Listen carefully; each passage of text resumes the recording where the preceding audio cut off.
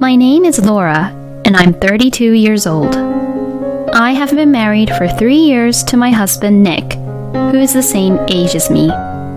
Both of us are full-time employees and are busy at work, so we share the house chores and we are balancing it reasonably well. We had no children yet, but we enjoyed our life together. I'm a sales representative for a major company, and because of all the difficult tasks, I was paid pretty well, but compared to that, Nick's income was a little less. But I respected Nick for doing what he loved and his motivation as well as his pride toward his work. Nick was often away from home as his hobby was fishing, but I could forgive him if I thought that he needed it to take a break from work.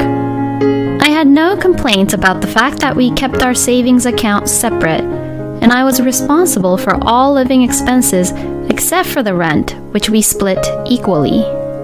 I didn't have hobbies like my husband did, and I just simply liked to see him having fun, so I was fine with him spending money on his own hobbies. And I was really fine with the thought that instead, I would be saving the money to support for our living expenses. If I had any complaints about Nick, it was about his parents, especially his mother, Wendy. We live very close by to my in-laws, and since Wendy couldn't walk around well, Nick visited her frequently. That in itself was completely fine, and I was happy to go with him if he took me there on days when, well, we didn't have plans. Today was also one of our day offs, so Nick had asked me to go to his parents' house and bring a gift over. Well, it's been a long time, hasn't it? I'm sorry. Wendy said this as she put her hand on her cheek and let out a huge sigh. Wendy said that it's been a long time, but we just saw them last week. Well, I guess she said that because Nick was the only one who visited them last week because I had to go into work on my day off as it was urgent. I understand that you're busy at work, but before you're an employee, you're first and foremost my son's wife, right? Well, yes. Every time I see her, Wendy sarcastically talks to me like this. She doesn't like the fact that I work hard and earn more money than Nick. A woman is supposed to support her husband. It's disgraceful for a woman to work so hard. Wendy says these things, and she also says that Nick is humiliated because of how hard I work at the company. Oh, Mom, stop it. Laura and I both discussed about this on our own already. Oh, really? Well, if you say so, then there's nothing we can do about it. It was a regular occurrence that Nick would end up stopping Wendy from criticizing me. I think Wendy, who has always been a housewife, doesn't like me working so hard at the company and will never understand my feelings. I'm really sorry. On the way home, Nick always apologized to me. It was terribly stressful to be criticized and be lectured by Wendy every time. But I managed to put up with it because Nick always defended me and apologized to me as he was worried about me. Hey, it looks like you didn't put in this month's rent. When I checked the bank book after work, there was no money put in for the rent. This means that I can't withdraw the money to pay for the rent. I asked Nick if he had forgotten to put the money into the account this time, as he usually puts it in himself once he receives his salary. I don't have enough money this month. Again? This happened often. He probably bought something and then ran out of money and wasn't able to pay even half the rent. When I sighed in dismay, Nick just laughed to cover it up. Sorry, please just pay it this time. He said it as if it was no big deal. I can understand if it just happened only once or twice. I know that there are times where he wants to buy something that's expensive, but hey, you did this last month too, you know. Well, a limited edition fishing rod just came out. You said the same thing last month though, right? Even if you wanted to buy one, couldn't you have at least discussed it with me beforehand? Even though we have our own separate accounts, if he can't even pay the amount he's supposed to pay, then that's out of the question. Nick only gets to pay half of the rent, and if he couldn't even pay that, I have to bear all the rent, plus the living expenses. I definitely can't do that on my own. Ugh, just stop nagging me. He interrupted me saying that, as I was hoping he would understand my point, but he just let out a huge sigh. Nagging? I understand that this can happen from time to time, but I only said that because we decided to pay the rent together. I was a little bit concerned about how he usually spent his money, but I didn't really confront him about it before, not even once. If anything happens, you mention money, money, money for everything. Aren't you too obsessed with money, Laura? I was so shocked when he said that to me. How can you say that? But we can't live here if we don't pay the rent, right? Talking about money all the time is disgraceful. What? Disgraceful? That's what Nick had said to me. Why would he say such a thing?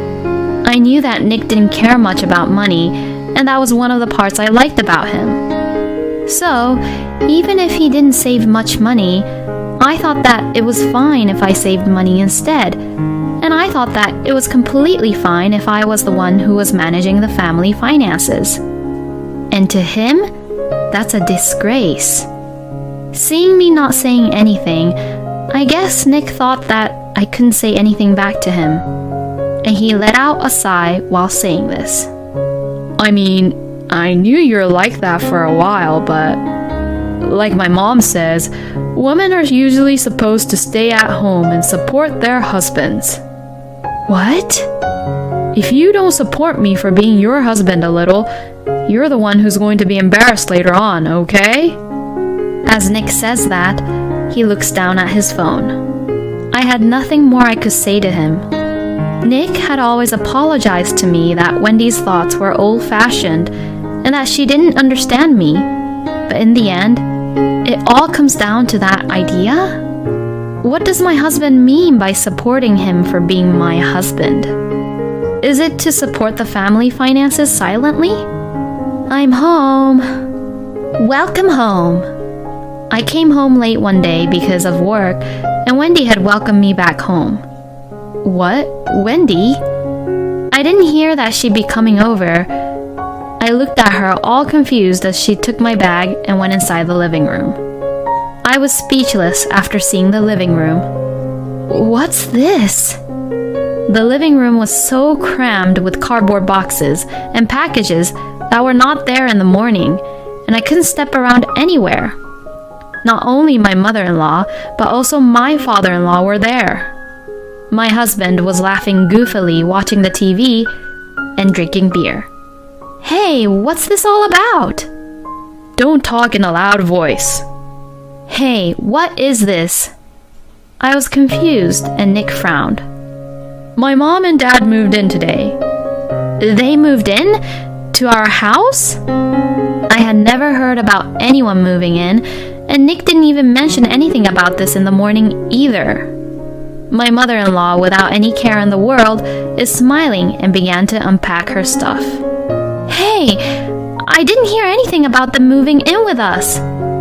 Mom can't walk well anymore.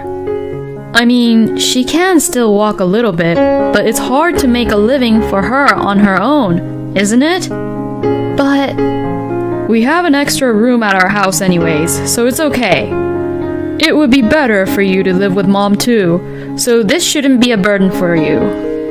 Yes, I'll help you out with the housework, and it's better for you because you're always busy with work. I guess they all really don't care about me anymore.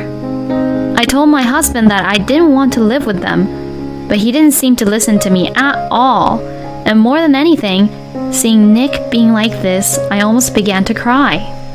We went through the trouble of renting a larger house in order to have more room for our baby in the future, but I had never thought that our family would grow in this way. The days living with Nick's parents were hell. Nick's parents, who had taken over the room I had left empty for a future baby, walked around the house like they owned the place. My favorite sofa and dining table were no longer available for me to use. I was told that wives are to do her chores and are not even allowed to sit down. The only time I could sit down was when everyone was asleep and I was alone. Eating the leftovers all alone brought tears to my eyes every day. What am I doing? How did this even happen? My in-laws never paid for anything, and when I asked them for financial support, they said, "You're earning a lot, but you're frugal with your money. Are you trying to take our own pension money?" and would yell at me. When I consulted Nick, he looked at me with dismay. "It's fine, it's just money. Mom is doing housework, so they're helping you, right?" Wendy would say that in the end, her feet and legs hurt when there were places to clean and cook and washing the dishes, so I had to do it all in the end. She did the laundry, but I didn't want to put my clothes in with my in-laws. In the end, I did my share of the laundry by myself, and since they arrived, there are more people, which meant more housework and a bigger financial burden, and so I complained about that, but they wouldn't listen to me at all. On the contrary, they'd all yell at me saying that they didn't think that I was such a cold person. What the hell? If you have a problem, then get out! Nick, who would say that to me, was no longer the husband I loved. I should leave now. I didn't think I could be happy living with these people. This dish isn't tasty at all. I don't like what you're wearing. Why are you home so late? Don't you ever think of doing chores for your family? Day after day, I was blamed for many things. I got used to seeing meals thrown away without being touched, and personal belongings that had been in my room somehow ending up in the garbage before I knew it. I was so numb that I didn't think anything of it anymore. This month's living expenses. You're still talking about that? You earn a lot, so you should do it. But my credit card is also being used without my permission, right? Is this all because of you, Wendy? I only borrowed a little. I'll pay you back someday. Wendy snickered when I showed her the detailed statement. I don't know what she spent on, but how could she spend nearly $5,000 in 1 month? Well, Wendy did admit to using my credit card without any permission, and even if she didn't, there are a lot of branded goods in her room that she obviously bought with my credit card, so I guess she couldn't get away with it. Nick knew about this, but he didn't say anything. He no longer does the house chores that we shared to do when we lived together, and he doesn't even want to look at me. But I won't let that happen forever. That's enough. The next day, after my lawyer called me and told me that, I told the company that I would take a paid leave, and after I left the house, I returned with the movers and their truck. What about work? Wendy, who was the only one left at home when I returned, asked me curiously. She looked at me and at the movers who were behind me and looked confused. Excuse me, but we might be a little noisy. Huh? Who are those people? Well then, please start your work. Ignoring Wendy, I told the 3 staffs from the moving company who were behind me. I walked past Wendy, who was taken aback by what was happening, and led them to my room. Please take everything out of here. All right. I watched them with a refreshed feeling as the 3 of them quickly packed up my stuff and carried them out of the house. If only I had decided to leave earlier, I would have been out of this hellhole by now. Hey, what are you doing? I won't let you get away with this. Wendy was yelling at me, but when I ignored her, she started to call someone. It could have been Nick or my father-in-law, or both. I don't mind if she calls them, though. I'm sure it will all be over by the time they get back here. Wendy complained and tried to get the movers to stop, but of course, she couldn't stop them. Oh, sorry, this is the last one. After they had moved out most of my things in the room, I asked for one last thing to be moved and turned to Wendy, who had been nagging me the whole time. I'm leaving. Huh? Will you please give this to Nick? Just as I was about to hand the envelope to Wendy, the front door opened. I saw Nick, who had rushed in. As I had expected, Nick had returned after all the moving work was done. The movers had completed their work in just half an hour. What the hell? Nick looked at my empty room and was speechless, and then he glared at me. What the hell do you think you're doing? Well, you came just in time. I'll just give this to you. Ignoring Nick's angry face, I smiled and handed him the envelope. My husband was taken aback, and when he saw what was inside the envelope, he was so shocked. Divorce papers? What? Wendy also rushed to look at what was in Nick's hand. What are you doing? How dare you give my son the divorce papers? It is what it is. Let's get a divorce, okay? My son married a terrible woman like you, so it's your duty to be grateful of him and serve his family. The movers who were waiting looked startled by Wendy's insults. Seeing such reaction from a third party who wasn't a part of the family, I was fully convinced that Wendy's behavior was abnormal. I'm not wrong that this isn't normal. You told me to leave if I had a problem with this, didn't you? I didn't mean it, Nick stammers.